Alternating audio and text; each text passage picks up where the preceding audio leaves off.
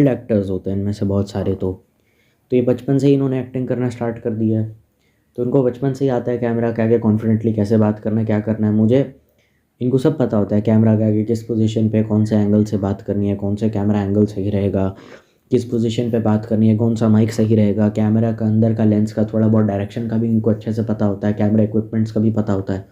मुझे याद है जब मैंने अपनी लाइफ का पहला वीडियो बनाया था मैंने 19 रीटेक लिए थे, 19, क्योंकि मैं कैमरा के आगे करने लग गया था, मुझे पता ही नहीं था बोलना क्या कैमरे के आगे, मैं करूँ क्या, इतना शर्मा रहा था मैं। अब सोच लो, जो आदमी 6 साल की उम्र से ये काम कर रहा है, और तब मैं शायद रहा लॉकडाउन से 1 साल पहले की बात है ये। चैनल कब खुला था मुझे याद नहीं है, जब भी खुला होगा देख लेना, अब तुम देख लेना जा करके, मुझे इतना याद नहीं है, लॉकडाउन से पहले की बात है। तो जाहिर सी बात है ना, तो फिर तुम सोच लो जो आदमी 6 साल की उम्र से वो काम कर रहा है तो वो तो बहुत ज़्यादा कंफर्टेबल होगा ना कैमरे के आगे, तो जाहिर सी बात है वो फ्लो में चीज़ें अपने आप होती रहेंगी कि क्या करना है, बात ही तो करनी है। तुम लोग क्या बोलोगे, टीवी सीरियल ना बड़े घटिया से होते हैं, उनकी कहानी बड़ी चूतिया होती है। अरे कहानी चूतिया हो सकती है, कहानी घटिया हो सकती है, इस बात को हम मानते हैं, ठीक है, वो बात सही हो सकती है आपकी, लेकिन सारे टीवी सीरियल वैसे नहीं होते। विक्रम वेताल, विक्की और वेताल, जेड एक्स पे बहुत सारे अच्छे सीरियल आते थे, जेड एक्स करके चैनल था वो बंद हो गया। ईशान सपनों को आवाज़ दे, अगर तुम ये बोलोगे ना इनकी कहानी चूतिया होती है तो फिर हम वो नहीं करेंगे। सास बहू वाले सीरियल पे भी हम आएंगे, लेकिन उस पर मुझे अभी आना नहीं है, क्योंकि मैं वकालत करने नहीं बैठा टीवी वालों की। बहुत सारे लोग कहेंगे टीवी वालों की चाट रहा है क्योंकि उसको खुद भी अच्छा लगता है, नहीं ऐसा नहीं है, ठीक है मतलब। और जब टीवी सीरियल पे जब लोग काम करते थे तो टीआरपी बहुत आती थी, क्योंकि सास भी कभी बहू थी एशिया का सबसे ज़्यादा देखा जाने वाला शो था और लगातार 10 साल तक चला था, पहला टीवी सीरियल था शायद, और बहुत सुपर डुपर हिट चला गया था। 2000 से 2008 तक चला गया था। और अगर हम उसको भी अगर इग्नोर मार दें तो फिर कहानी घर घर की, कसौटी ज़िंदगी की, 9 9 10 10 12 12 साल ये सीरियल चले थे। मुझे याद है जिस एपिसोड में बालिका वधू की विक्रांत मैसी की डेथ हो जाती है, उसमें कम से कम 17 टीआरपी गई थी उसकी। बाबा रामदेव भी उस ज़माने में नए नवेले आए थे इंडिया में, वो अपना योग कपाल भाती सिखा रहे थे तो बहुत ज़्यादा फेमस हो गया था, और कोई भी चैनल उनके आगे टिकता नहीं था क्योंकि संस्कार टीवी पे आने लगा था। तो बहुत फेमस वायरल हो गए थे बाबा रामदेव, क्योंकि उस ज़माने में लोग हेल्थ कॉन्शियस बड़े थे। मतलब उस ज़माने में कुछ भी नहीं था, जंगल था, द्वारका जंगल, रामफल चौक जंगल, कुछ भी नहीं था। तो ये सब जगहें जंगल थी, तो यहाँ पे सबसे अच्छे पॉश मेट्रो सिटीज़ भी जंगल थी, और चीज़ें काफ़ी दूर दूर हुआ करती थी। तो अगर कोई ऐसे में योग प्राणायाम सिखा रहा है, हॉस्पिटल एक आधा ही आसपास, तो वो पॉपुलैरिटी क्या होगी अब तुम देख लो। 1 1 हज़ार लेटर्स, फ़ैन मेल्स आ रही हैं आपको 1 हफ्ते के अंदर, तो तुम देख लो फिर उस बंदे का क्या क्रेज़ होगा, क्या होगा। मैं उस बंदे की खिलाफत करने नहीं बैठा हूँ, पर मैं तुमको बता रहा हूँ कि क्या सच था। उस ज़माने में सब जंगल था, कुछ नहीं था आसपास, तो अगर कोई आदमी आ रहा है, थोड़ी बहुत एंटरटेनमेंट भी, अबव एवरेज कंटेंट भी अगर चल गया ना, तो फिर चप्पड़ फाड़ के चलेगा वो, मतलब ऐसा था। और उस ज़माने में लोग दिल से काम किया करते थे, चीज़ें उतनी मैकेनिकल नहीं थी। महाभारत का एक टीवी सीरियल का जो एपिसोड था वो 1 1 हफ्ते के अंदर बनता था। रामानंद सागर की रामायण थी, महाभारत थी, ऐसी चीज़ें बनती थी। तो इंडियन टीवी का इतिहास बहुत अच्छा था, लेकिन फिर बाद में सब फकअप हो गया। बहुत सारे लोग ये भी कहने लग जाते हैं ना कि भाई आरजे नावेद का केस अगर हम ले लें तो वो तो काफ़ी लंबे टाइम से ये रेडियो मिर्ची मुर्गा वगैरह ये सब किया जा रहा है 2004-05 से, मतलब 2004 से 2005 से काफ़ी लंबे टाइम से लगा हुआ है। तो उस टाइम पे तो कोई व्लॉग नहीं, कोई इंटरनेट नहीं, कोई कुछ नहीं। इंटरनेट था भी तो उसका लोग इतना ज़्यादा, नया नया इंटरनेट आया था, internet was very young back then. Online forums भी इतने कुछ खास नहीं थे, और लोग तो ज़्यादातर गाने सुनने के लिए यूट्यूब का यूज़ करते थे। तो ये आरजे नावेद जैसे लोग फिर फेमस कैसे हो गए, लोगों का ये भी कहना है। सोच रहे हो ना कि आज की डेट में टीवी सीरियल कौन देखता है, सास बहू कौन देखता है, तो ये टीवी सीरियल वालों को भी अच्छे से पता है। तो वो जानबूझ करके अलग अलग सब्जेक्ट या थीम पर लेकर के आ जाते हैं। महादेव एंड सन्स करके एक आ रहा है, वुमेन एम्पावरमेंट फैमिली ड्रामा, या वुमेन एम्पावरमेंट के वुमेन सेंट्रिक सीरियल्स बहुत आ रहे हैं। तो ये चलते रहेंगे, खिंचते रहेंगे सीरियल, ऐसे ही चलते रहेंगे। अब वुमेन एम्पावरमेंट से रिलेटेड कोई सीरियल है, मैं उसको देख के तो ये नहीं बोल सकता ना कि सारे सीरियल घटिया होते हैं, सारी सीरियल बेकार होते हैं। कोई ऐसा सीरियल है जिसका सेंट्रल थीम ही वुमेन एम्पावरमेंट है, नयनतारा करके है जिसमें वो अपने पति के लिए इतना लड़ती है। तुलसी जो है, क्योंकि सास भी कभी बहू थी में हमेशा मिहिर के साथ खड़ा रहती है और उसको हमेशा समझाने की कोशिश करती है बिना अपना टेम्पर लूज़ किए। हालांकि बहुत सारे लोग कह सकते हैं कि this is sine of patriarchy, but मैं उस डिबेट में नहीं पढ़ना चाहता। तो बहुत सारे ऐसे टीवी सीरियल भी हैं जिनको वुमेन सेंट्रिक, वुमेन एम्पावरमेंट को केंद्र में रख के बनाए गए हैं। हालांकि आप अन्य कारण गिना सकते हैं कि अरे ऑल्ट बालाजी के इतने सारे हमने शो देखे, तो उसमें तो इंसेस्ट दिखाया जाता है, रोमांस दिखाया जाता है, आर्मी वाले के कपड़े फड़वा दिए जाते हैं, और वो सेम औरत ऐसे वुमेन एम्पावरमेंट वाले सीरियल बना रही है। तो यार जो गलती एकता कपूर ने करी है, हाँ वो आप, हाँ बात सही भी है, कहीं पर बन रहे हैं तो बन रहे हैं, तो इस चक्कर में तो हम ये नहीं कह सकते ना। अगर कोई औरत है जो अपना बचाव कर रही है, टीवी सीरियल में दिखाया जा रहा है एक मर्द उसके साथ ज़बरदस्ती कर रहा है और वो अपना बचाव करती है, ठीक, तो भाई तो ये नहीं कह सकता कि सीरियल बेकार है, क्योंकि अगर वो सीरियल बेकार है तो सोच बेकार है, विचारधारा बेकार है।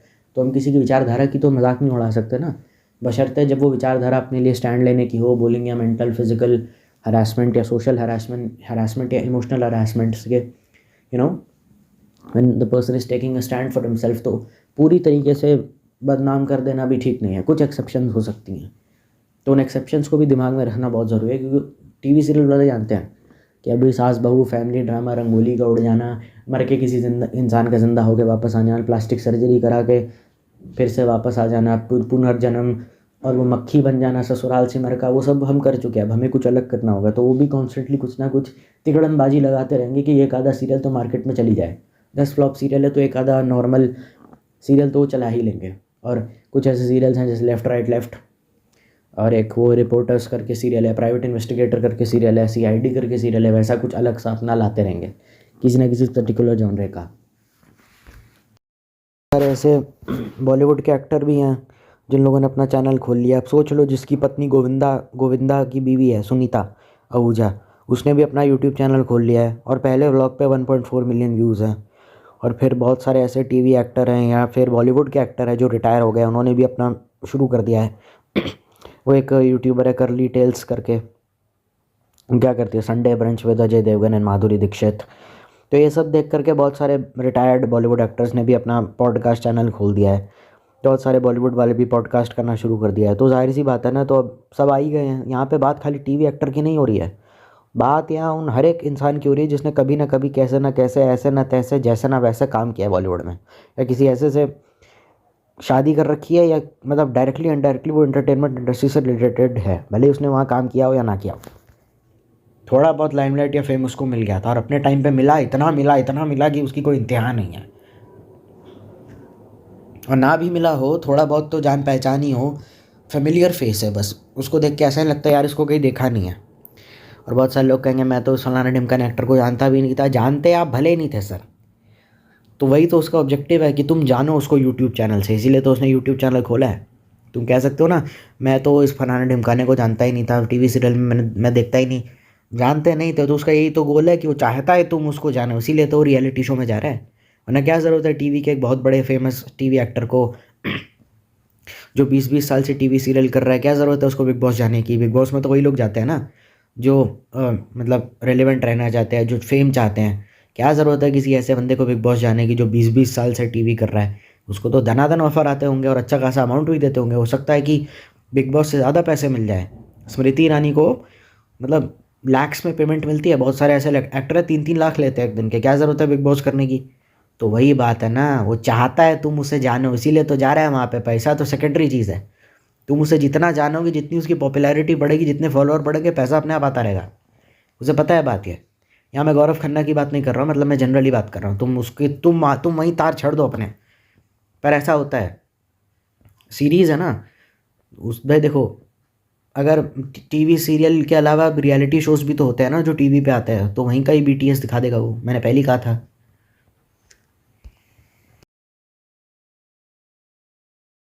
एक्सटेंशंस भी होती हैं, जैसे कि सेलेब कुक बुक करके एक चैनल है, बहुत सारे ऐसे यूट्यूब चैनल है, प्रमोशन नहीं कर रहा हूँ जिसमें सेलिब्रिटीज़ जो है खाना वगैरह बनाते हैं। तो वो खाने की कोई डिश डिस्क्राइब करते हैं, नीचे वो उसको कुक करता रहता है, तो उसको इंस्टाग्राम पे अपलोड करता रहता है। क्योंकि सेलिब्रिटी का फेस है, तो सेलिब्रिटी तो फेमस है, तो उसके फेम का इस्तेमाल करके खुद का चैनल भी बहुत सारे लोग चलवाते हैं। अरे जैसे कि सेलिब्रिटी लोग रील नहीं देखी इंस्टाग्राम पे, शॉर्ट वीडियो यूट्यूब में, जिसमें ऊपर सेलिब्रिटी बोल रहा होता है कुछ और नीचे वही सेम डिश कुक हो रही होती है। तो वो सारी चीज़ें लोग देखते रहते हैं और खाना बनाते रहते हैं। सेम चीज़, सेलिब्रिटी हो, इन्फ्लुएंसर हो, कुछ भी हो, तो उसका फेम इस्तेमाल करके लोग अपना फेम भी चलवाते हैं। तो कहीं ना कहीं सबका वो चैनल ऑफ फेम है जो एक की हेल्प से दूसरे को एक्सेलरेट कर रहा है फेम दूसरे का। और उसमें कई बार लोग अपनी शक्ल भी दिखा देते हैं खाते हुए, और वो टिडिंग करके ऑल द बेस्ट वगैरह का साइन दे देते हैं। मीडिया की इम्पोर्टेंस को भी काफ़ी ज़्यादा समझा था। जैसे कि टेक्नोलॉजी और इक्विपमेंट्स हैं तो वो टॉप टियर थे। आज से 10 साल पहले ही वीडियोस बनाना और उन वीडियोस की प्रोडक्शन क्वालिटी भी अच्छी थी और थंबनेल भी काफ़ी अच्छा यूज़ किया गया था उनमें, काफ़ी एडवांस। जैसे कि मतलब आज से 10 साल पहले जब लोग इतना इंटरनेट यूज़ भी नहीं करते थे, लोग जस्टिन बीबर का गाना बेबी बेबी सुना करते थे। मतलब यूट्यूब सिर्फ एक एग्जॉटिक गानों का और 90s के लॉट का गानों को याद करने के लिए बनाया जाता था उस टाइम पे। एक बंदा है जो प्रैंक कॉल कर रहा है, रेडियो पे लगा हुआ है, हाँ I know very well RJ Naved पे स्क्रिप्टेड होने का एलिगेशन लगता है, लेकिन आज से 10 साल पहले की बात हो रही है। तो उस टाइम पे इंटरनेट का इतना बोलबाला नहीं था। 2014-15 में सनी लियोनी आ गई, फिर तो सब कुछ ही बदल गया, लेकिन उससे पहले की मैं बात कर रहा हूँ। तो ये सब चीज़ें थी 10 साल पहले। वीडियोस बनाना, उनकी प्रोडक्शन क्वालिटी अच्छी रखना और छोटे वीडियोस बनाना, 2-2 3-3 मिनट से स्टार्ट करना, और थंबनेल्स भी काफ़ी अच्छे लग रहे हैं वीडियो के तो वो अपलोड करना और कंसिस्टेंट रहना, उन पे व्यूज़ भी लाना। तो इससे साफ साफ पता चलता है कि रेडियो स्टेशन को ये बात पता थी कि हम सही डायरेक्शन में जा रहे हैं और टेक्नोलॉजिकली काफ़ी एडवांस वीडियोस भी थे। और आप विश्वास करेंगे पिछले 10 साल से मिर्ची मुर्गा के यूट्यूब चैनल पे रेगुलर अपलोड है, हर रोज़ कोई ना कोई अपलोड है। एक दिन भी ऐसा नहीं है जिस दिन अपलोड नहीं हो रहा है।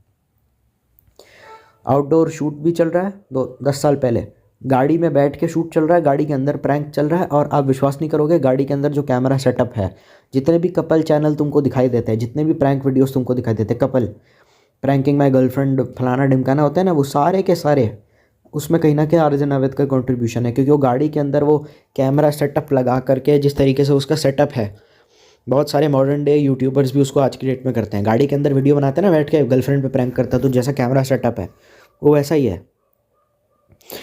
ऑफिस के अंदर वीडियो बनाना, उसने दोनों चीज़ें करी, अपनी क्रिएटिविटी को उसने सीमित नहीं रखा।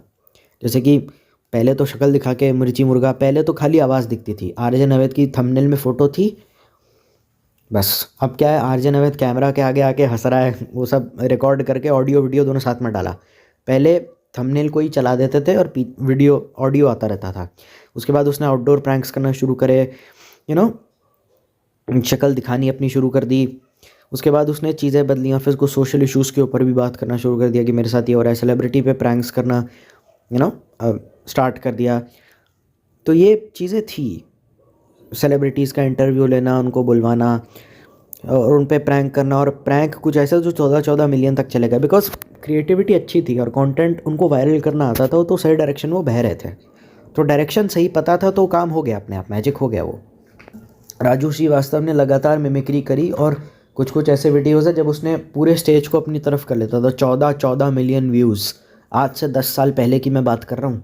तब इंटरनेट को इतना था भी नहीं, मतलब कोई इतना इंटरनेट का बोलबाला भी नहीं था। लोग कैसे तब इंटरनेट कैसे यूज़ करते थे मुझे नहीं पता, पर जब मैं 4th क्लास में था तब नए नए स्मार्टफोन आए थे, ठीक है। तो ऐसे टाइम पर स्टेज पर जाना, सेलिब्रिटीज़ के सामने मिमिक्री करना, राजू श्रीवास्तव ने पूरा एक्सेंट, बॉडी लैंग्वेज, स्टाइल वगैरह पकड़ के, तो ये सब लोग थे। और ये लोग पहले ही बहुत जीत करके आ गए थे, और ये लोग की सोच भी काफ़ी ज़्यादा एडवांस थी। राजू श्रीवास्तव पूरी कोशिश करता था कि मेरे आसपास के जितने लोग हैं उनको अच्छी सैलरी मिले, अच्छी पेमेंट मिले, और उसको हर जगह पे बुलाया करता था। इवन मुकेश खन्ना, जिस पे इतने रोस्ट वीडियो बने हैं, उसको कहते हैं ना बुढ़ा है, घूसट है, बात करने की तमीज़ नहीं है, बहुत सारे लोग कहते हैं मुकेश खन्ना को लेकर के। मतलब मेरा पर्सनल ओपिनियन नहीं है, वैसे ही कह रहा हूँ। उसने तक राजू श्रीवास्तव का ओपिनियन लिया हुआ है। फिर उनको रोल मिलना, फिल्मों में रोल मिलना, छोटी छोटी फिल्में कर ली, पर नेपोटिज्म की वजह से ऑफकोर्स ये चीज़ें फकअप हो गई। जैसे जावेद जाफरी है, वो भी बूगी वूगी लेके आया था, तो जब झलक दिखला जा नहीं था तब कुछ नहीं था, तो बूगी वूगी चला और ऐसा चला ऐसा चला कि 18 साल तक चलता रहा। तो ये चीज़ें हैं, ये होती हैं, पर इनको देखने वाला कोई नहीं है। उनमें जज्बा था, उनके अंदर कुछ वो दूर का देख पा रहे थे, दूर का शायद सोच पा रहे थे, या उन्होंने वो करा जो उस टाइम पे कोई नहीं सोच रहा था, क्योंकि उस टाइम पे सब डॉक्टर बन रहे थे, उस टाइम पे सब इंजीनियर बन रहे थे। और आरजे नावेद का फ़ायदा ये हुआ, उसने 10 साल खाली वॉइस ओवर पे काम करा। उसने काफ़ी साल डॉक्टर लव करा, मिर्ची मुर्गा करा, चैनल 10 साल पहले क्रिएटेड था, तो मुझे एग्जैक्टली डेट नहीं याद, क्योंकि ये कौन से साल में वीडियो रिकॉर्ड हो रहा है मैं नहीं जानता। शायद 2016-17 में उसका चैनल क्रिएट हुआ होगा। तो इतने साल उसने वॉइस ओवर पे काम करा, फिर उसकी आवाज़ दिखी, फिर उसने प्रैंक करे, फिर उसने ऑडियो वीडियो वाले प्रैंक रिकॉर्ड करके इंटरनेट पर डालना शुरू किया। और एक चैनल पे नहीं, मल्टीपल चैनल्स पे उसके प्रैंक अपलोड हो रहे थे। तो हम उसकी कमेंट्री को ही लोग इतना अगर एंजॉय करने लग गए, तो सोचो जिस बंदे ने कमेंट्री से अपना इतना बड़ा साम्राज्य खोल के बैठ गया, जिसने इतने लोगों को अपने वश में कर लिया। आरजे मतलब जितने भी पॉपुलर मेन स्ट्रीम आरजे हैं, लुखे आरजे नहीं, मतलब नावेद हो गया, रौनक हो गया, जितने भी मतलब ये अच्छे क्वालिटी के आरजेज हैं जिनको एंटरटेन करते हैं, तो इनके बातें सुन के ही हंसी आ जाती थी। अब सोचो जिसकी बातें सुन के हंसी आ जाती है मास मीडिया के ज़रिए, सामने अगर वो कैमरे के आ गया तो वो क्या कर देगा। उसने खुद का चैनल खोला और 8 मिलियन सब्सक्राइबर हिट है। जो लोग कहते हैं ना कि अरे वो तो रेडियो यूज़ करता है, रेडियो तो भैया घर घर पे, मतलब पहले तो रेडियो सुनते थे ना लोग, जब इंटरनेट वगैरह इतना चलता नहीं था, तो आरजेएस का वैल्यू काफ़ी ज़्यादा होता था। तो भले उसने वो करा, लेकिन जब उसने खुद का चैनल शुरू करा तब तो उसमें कोई सपोर्ट नहीं था, उसमें तो उसकी और उसकी टीम की सोल क्रिएटिविटी थी।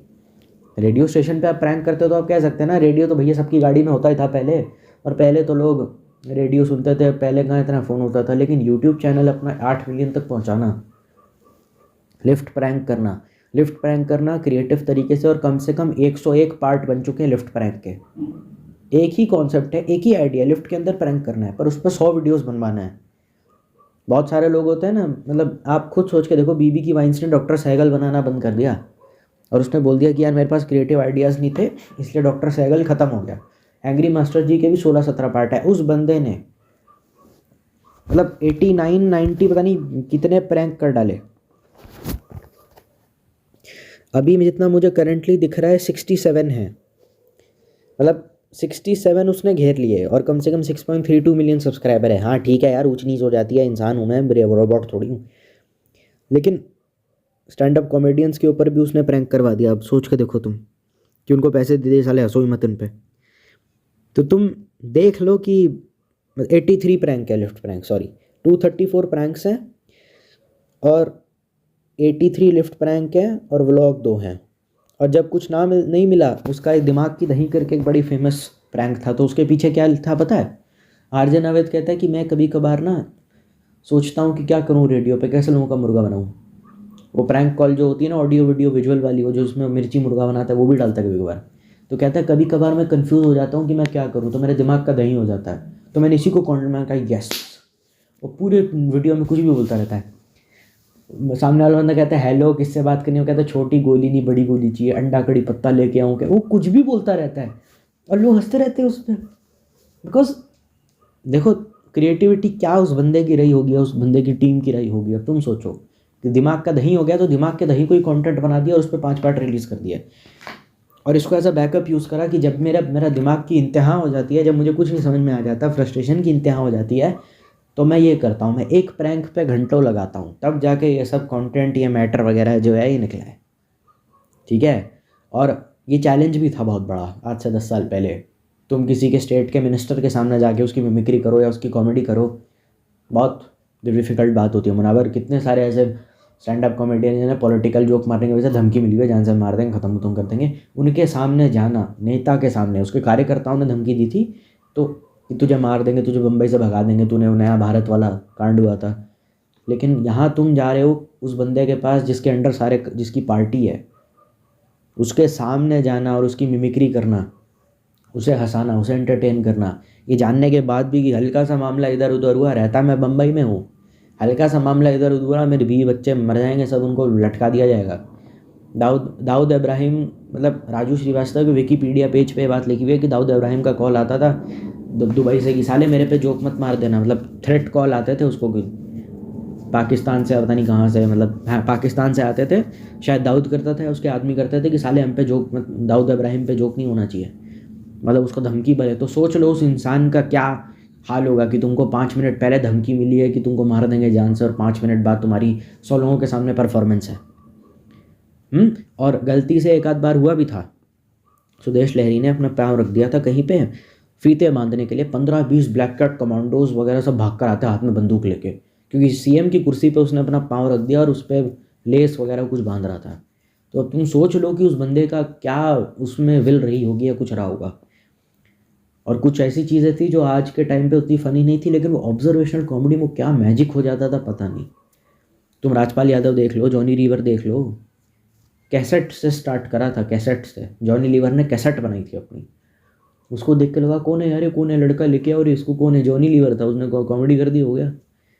10 साल खाली इन लोगों ने मिमिक्री में दिए थे ऑन स्टेज, और तब कोई कैमरा नहीं, कुछ नहीं, 100-200 रुपया इनको मिल जाता था, 20-30 रुपया, 50-60 रुपया 2-4 आने मिल जाते थे, उसमें खुश रहते थे। जिसने अपनी ज़िंदगी के 10 साल ऑब्जर्वेशनल कॉमेडी या मिमिक्री करके लोगों को हंसाने में लगाए हैं, सोच लो अगर वो कैमरा के आगे आ गया तो क्या करेगा, और क्या करेगा वो। और वहाँ पे सामने क्रिटिक होते थे तब के लोग, ऐसे नहीं कि चलो जी कुछ नहीं, तब कोई हेजिटेशन नहीं, क्योंकि भारत के लोग बड़े ईमानदार होते थे तब। क्या चुतियापंती हटाओ, मतलब ब्रूटली ऑनेस्ट लोग जिनको हंसाना सबसे मुश्किल काम था, उनके सामने अगर तुमने कर दिया तो सोच लो अब तुमको कैमरा दे दिया जाएगा तो क्या होगा। वो आर्टिस्ट था, पनप रहा था, और अपना इफेक्ट और इम्पैक्ट लगातार लोगों पे बनाया जा रहा था। वो बस स्पेस ढूंढ रहा था कि कब मैं बाहर आऊँ और कब मैं साला आग लगा दूँ स्टेज को। और जब वो मौका मिला तो हुआ भी। उसको कभी मेन स्ट्रीम अटेंशन नहीं मिली राजू श्रीवास्तव को, लेकिन तुम देखो 12 साल पहले अपलोड हुए हुए किसी स्टैंड अप कॉमेडी वीडियो में 17 मिलियन व्यूज़ हैं, जितने आजकल के किसी बड़े बड़े क्रिएटर के वीडियोस में भी व्यूज़ नहीं आते। बड़े बड़े क्रिएटर होते हैं रेगुलरली अपलोड करते हैं, तब भी जाके उनके 4 मिलियन 5 मिलियन व्यूज़ आ जाते हैं। 12 साल पहले बिना कोई थंबनेल के, बिना किसी एडिटिंग के, वीडियो क्वालिटी इतनी ज़्यादा गंदी है उस वीडियो की, ऐसा लग रहा है नोकिया 3310 में बनाया हुआ है। लेकिन उस टाइम पर भी 17 मिलियन व्यूज़ घेर लेना अपने आप में बहुत बड़ी बात थी। और ये जानने के बाद भी उसने कोई कॉपीराइट स्ट्राइक क्लेम किसी को कुछ नहीं दिया कि मेरा चैनल है, मेरा कंटेंट है, तो मेरे स्टैंड अप कॉमेडी के वीडियोस अपने चैनल पर डाल रहे। कोई स्ट्राइक नहीं, कोई कुछ नहीं, बच्चे बैठे हैं पीछे। अब तुम सोच लो क्या उसके दिमाग की इंतहा रही होगी और कैसा वो इंसान रहा होगा। और उसने इस सब करने के चक्कर में कितना, मतलब अच्छे से सोसाइटी को एक्सपोज भी किया। क्योंकि नेता के सामने अगर आप कॉमेडी कर रहे हैं तो आप बेसिकली बता रहे हैं ना राजनीतिक गतिविधि क्या है देश की। तो नेता हंस भी रहा है, नेता बुरा भी नहीं मान रहा, और नेता ने मतलब जिंदा बच गया। मतलब कितनी बड़ी बात है ये। इन्हीं को देख करके, इन्हीं के मैटरों को देख करके शायद राजू श्रीवास्तव, राजपाल यादव, ये 7 साल तो राजपाल यादव तो 7 साल थिएटर करा था, BNA करा था, भारतेंदु नाट्य अकेडमी, NSD, फिर BA की डिग्री ली, उसके बाद 7 साल थिएटर करा, तब जाके यहाँ आए थे। तो जाहिर सी बात है ना, बंदे ने इतना ज़्यादा होमवर्क करा है अपने ऊपर, इतना काम करा है, 10-10 साल वॉइस ओवर, 10 साल एक्टिंग सीखने में लगा दिया, 10 साल मिमिक्री करी, मतलब एक्टिंग मास्टर करने में। तो सोच लो अब वो जब स्टेज पे आएगा तो क्या तहलका मचाएगा। ऐसा होता था RJ नवेद जब एयरटेल के कॉल सेंटर में बात करता था, औरत बन के आवाज़ निकाल देता था, तो कस्टमर उससे ज़्यादा देर बात करें, उससे ये करें। तो ये बड़ा नया था, क्योंकि ये जो बात है यार ये 2003-4 की है, तो तब कुछ इतना शोशाबाजी थी नहीं, तब वो काम करते थे। और जब ये करते थे, ये जितने भी लोगों की मैंने बात की है इस वीडियो में, सब शादीशुदा है और उनके बच्चे भी हैं, 1-2 बच्चे भी हैं। तो उस टाइम पे जब तुमको धमकी दी है कि तुमको साले मार देंगे या तुम्हारा पूरा खानदान उड़ा देंगे अगर तुमको जाना स्टेज पे, जानने के बाद भी कि मेरी वाइफ शायद गर्भवती हो सकती है, मेरी वाइफ प्रेग्नेंट हो सकती है, मेरा एक बच्चा ऑलरेडी है, या फिर मेरे दोनों बच्चे छोटे हैं अभी, इनके साथ कुछ भी हो सकता है। तो और ऐसा भी नहीं है कोई स्मार्टफोन है कि व्हाट्सएप कर दिया डायरेक्टली, PP नंबर, ऊपर घर, नीचे मकान मालिक, ठीक है, नीचे टेनेंट, सनोज, ओ सनोज, हाँ फ़ोन है, चल PP नंबर, ओ नीचे जाओ फ़ोन मिलाओ। एक ही फ़ोन पूरे घर में, लैंडलाइन होता था तब, वो घुमाने वाला फ़ोन आता था, टिंग टिंग टिंग वाला। एक ही फ़ोन, और वो 3310 वाले फ़ोन अब रखता भी नहीं, इंटरनेट पता नहीं था भी तब, तो शायद वाईफाई भी नहीं था, ना कोई फ्लिपकार्ट, ना कुछ। 3-3 4-4 महीने के दौरे पे रहना, घर नहीं आना 3-3 4-4 महीने, उस ज़माने में कितनी तकलीफ़ होती होगी। तब तो कोई इंटरनेट भी नहीं, कोई कुछ नहीं, बच्चों की पढ़ाई, स्कूल की फ़ीस, ये सब वैसे ही बोझ दिए हुए, और आपको बोल दिया गया कि भाई तेरे को दाऊद का फ़ोन है, दाऊद के लोगों का, कि तेरे को उड़ा देंगे। अब तुम सोच लो, किसी भी रोटी तो बिना इंटरनेट या बिना किसी मॉडर्न फैसिलिटी के परफॉर्म करना, कितना कैसे जिए होंगे, कैसे अपनी बीवी को लोग याद करते होंगे। और 2 बच्चों का बाप होने के बाद भी धमकी मिलना कि तेरे को मार देंगे, तेरा पूरा परिवार ख़त्म कर देंगे, जानने के बाद भी कि तुम अपने परिवार के इकलौते बच्चे हो, या तुम्हारी मतलब इकलौते बच्चे हो जो घर में रहते हैं। बहनों की तो शादी हो गई, भाई अपना शादी करके मस्त है, तो मतलब भाई अगर हुआ तो, बहन तो अपना शादी करके निकल गई, तो अगर तुम्हें कुछ हो गया तो तुम्हारे माँ बाप का ख्याल कौन रखेगा, क्या करोगे अपनी फैमिलीज़ को। तो ये प्रेशर के साथ परफॉर्म करना कि 10 साल है, कोई आदमी नौटंकी किया जा रहा है, रेडियो जॉकी RJ बनना चाहते हो, RJ ये क्या होता है? ये क्या एक ये नौकरी होता है ये? नहीं वो सब तो ठीक है, एक्टिंग वगैरह, काम क्या करते हो? अच्छा, ये तो भूखा ही मार देगा हमारी लड़की को, उससे रिश्ता क्यों करवाएं? हैं एक्टिंग है, ये काम है? और अगर यहाँ से निकाल दिया तो साले भीख मांगोगे तुमने तो 8 साल यहाँ दे दिए। रिस्क भी बहुत बड़ा था, क्योंकि अगर रेडियो वगैरह नहीं चलता इंडिया में तो बेटा फिर क्या करते तुम? भीख मांगते? मतलब तुम खुद सोच कर देखो, किसी इंसान ने अपनी फ्रस्ट्रेशन के ऊपर ही कॉमेडी स्किट बना दिया, और घंटों आप 8 घंटा बैठे हुए हो खाली एक प्रैंक को सोचते हुए, तो सोच लो क्या करेगा फिर। और अगर रेडियो नहीं चलता, और अगर ये कॉमेडी की दुकान इनकी नहीं चलती है, सब सड़क पे भीख मांग रहे होते हैं, क्योंकि आपको जाहिर सी बात पता है कि आप अपने सीवी में 5-6 साल का गैप नहीं ले सकते कि 5 साल मैंने कॉल सेंटर में काम करा, उसके बाद ना 6 साल बाद मैं वापस आया कॉल सेंटर ज्वाइन करने, तो कोई भी आपको हायर नहीं करेगा। बोलेंगे 5 साल कहाँ था तू, तो आप कहेंगे मैं तो आरजे था। कहें आरजे? क्या आरजे मतलब? वो बोल रहा था रेडियो में। उस ज़माने के लोगों को क्या पता कि इन सब आर्ट की वैल्यू क्या है, ये आरजे, कॉमेडी, मिमिक्री और ये एक्टिंग। उस 2003-4 में किसी को क्या पता था इन सब चीज़ों की क्या वैल्यू है? और राजपाल यादव तो शायद उससे भी पुराना, 1994 के हैं। जॉनी लीवर तो उससे भी पुराना। तो उस ज़माने में लोगों को क्या पता होता था इन सब चीज़ों की क्या वैल्यू है? ये जो बातें मैंने बोली हैं ये सब उन्हीं की थी कि नहीं एक्टिंग तो करते हो, चलो काम क्या करते हो, तो लोग उसको प्रोफेशनल की तरह देखते ही नहीं थे कि ये साला भांडगिरी करके गली गली जाके परफॉर्म करता रहेगा क्या। 18-18 घंटे खड़े रह करके ट्रेन ले करके पता नहीं गाँव से बम्बई आना, पूरी पैंट फट गई, टॉयलेट के अंदर बंद होकर के 4 लौंडे। यार ये थोड़ी ज़रूरत से ज़्यादा हार्ड लाइफ थी जो उन्हें देख करके आए थे। क्योंकि मैं भी जब ये चीज़ें देखता हूँ मैं थोड़ा डर जाता हूँ, क्योंकि मेरे को जब घर से बाहर निकलता है ना, मेरे अंदर पता नहीं क्या है कि मेरा रोना निकल जाता है। एक बार हम लोग गए हुए थे दुर्गा पूजा में, वहाँ में भीड़ बहुत ज़्यादा थी। मेरे को दुर्गा पूजा से कोई दिक्कत नहीं है, तो we were eating with my family, मुझे कोई दिक्कत नहीं है दुर्गा पूजा से, बहुत चीज़ मेरा फेवरेट फेस्टिवल है। तो हम लोग ऐसे ही खा रहे थे और भीड़ बहुत धक्कम धुक्की हो गई, and suddenly I don't know what happened, I started crying and ऐसे मम्मी मुझे घर जाना है। मेरा इतना बुरा हाल था, 2-4 साल पहले की बात है। अब तुम देख लो मेरा ये हाल था। मैं 5 मिनट घर से दूर रहा, अपने परिवार के साथ था, थोड़ी बहुत भीड़ भड़ाके में मेरा ये हाल हो गया कि मैं रोने लग गया। मुझे अजीब सा पता नहीं क्या हो गया, मुझे कुछ ट्रिगर हो गया ब्रेन में, पता नहीं क्या था। सोचो ये उस ज़माने में जब कोई फ़ोन नहीं, कोई सोशल मीडिया नहीं, कोई मॉडर्न फैसिलिटी नहीं, धक्के खा खा के ट्रेनों में 18 घंटे सफ़र करके पता नहीं कहाँ कहाँ से आए थे ये लोग, और इनके माँ बाप इनको कहते रहते थे कि बेटा मत जा, क्या रखा है बम्बई शहर में, फिर भी आए। जॉब नहीं मिल रहा था, खाने के लिए पैसा नहीं था। स्क्रैच से स्टार्ट करना, सेटल होना किसी देश में बहुत बड़ी बात है। और ये वजह है कि इनकी लेगेसी आज तक अनमैच्ड है, कोई इनको गाली नहीं देता, कोई इनकी मुकाबला नहीं कर सकता, वो यही वजह है।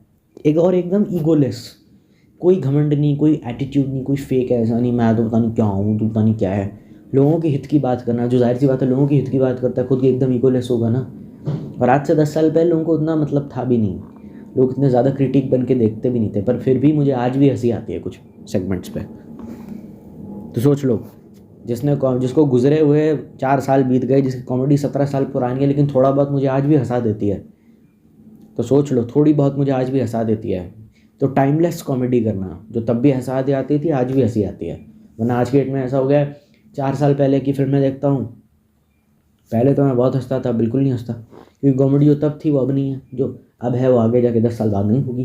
पर इनकी कॉमेडी भी टाइमलेस थी, तो ये लोग इसीलिए इतना इस गेम में टिके रहे, क्योंकि ये कुछ अलग थे। गॉड ने शायद भेजा इनको इसलिए था, भगवान माँ सरस्वती का हाथ था, पता नहीं क्या था, ये थे ही अलग।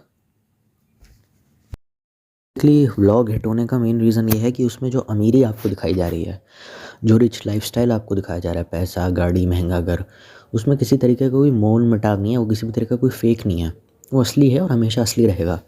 क्योंकि आप व्लॉगर्स को देख के शिकायत करते हैं ना, अरे ये लोग तो स्क्रिप्टेड फ़ैन मीटअप रखते हैं, ये लोग तो झूठ बोलते हैं, ये तो किराए की गाड़ियाँ दिखाते रहते हैं, इनका घर भी बस खुद का होता है, बाकी सब फेक होता है, और ये चक्का जाम करवाते हैं, लोगों की पिछवाड़े पर डंडे पड़वाते हैं, पुलिस वाले आ जाते हैं, झगड़ा होता है, मारपीट गाली गलौज होती है इनके व्लॉग में, या खुद अपने सब्सक्राइबर को एक बार थप्पड़ मार देते हैं।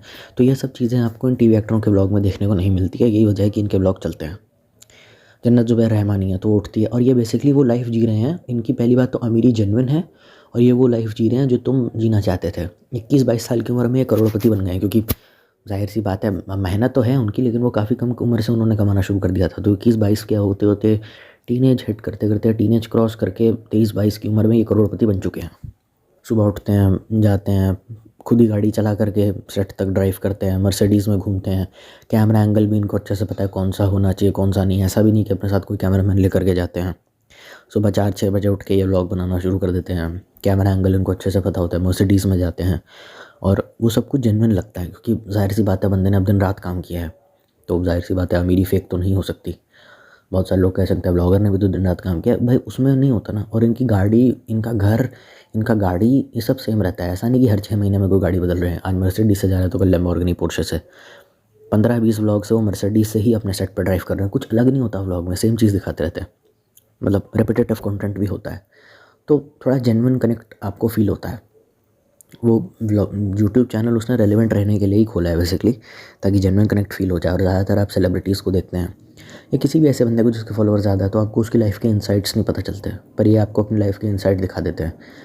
ये आपको बताते हैं, जैसे कि अगर कोई इंसान है जो सुबह मर्सिडीज़ में उठ करके अपने ऑफिस में जा रहा है, जन्नत ज़ुबैर रहमानी की बात कर रहा हूँ, तो वो जाती है, फिर अपने ऑफिस में जाती है, फिर वहाँ बहुत सारा काम करती है, फिर ऑफिस से फ्री होती है, फिर लाफ्टर शेफ़ के उस पर जाती है, सेट पर जाती है, फिर वहाँ शूट करती है।